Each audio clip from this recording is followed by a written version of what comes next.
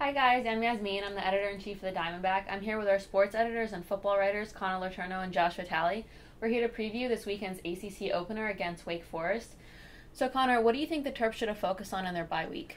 I think they should have focused on the run game, establishing a starter. Entering ACC play, it's really important that they have that go-to guy that they can depend on to really help out Perry Hills in the offense. Josh? Going along the same lines, I think they should have focused on the offensive line, and they did make some changes. Mike Medeiros moving to the starting lineup. They also shuffled around a couple other positions. They struggled with protection all year. They've allowed 16 sacks on Perry Hills, and if the run game and protection for the quarterback is going to get going, they're going to have to make some changes in the offensive line. Connor, what would you say is the biggest challenge Wake Forest poses? I think their passing game.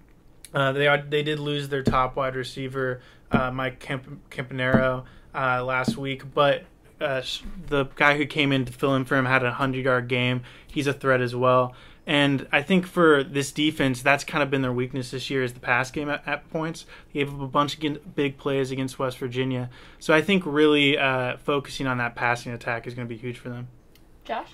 I think it's Wake Forest defensive front that poses the biggest challenge. They run the same defensive front, the 5-0 that West Virginia ran. And Perry Hills did have some success against it, but there were still turnovers. And I think if they can counteract the 5-0 front, I think they can do pretty well this weekend. Connor, who would you say is this weekend's key Terp? I feel like I could say this almost every week, but Stephon Diggs. I mean, just what he's been able to do week in and week out with a limited amount of touches has been incredible. He had, several touchdowns against West Virginia and over 100 yards with only 3 touches. So I think the key this week is going to be getting him more touches and seeing what he can really do for this offense. Josh? While we're on the subject of obvious answers, I'm going to go with Perry Hills, quarterback. Stephon Diggs has to get the ball in his hands, and Perry Hills is the one that's got to get it to him. He had his best game of his career against West Virginia, 300-plus yards and 3 touchdowns. He's got to keep that success up. The Terps are going to do well. And Connor, what's your prediction?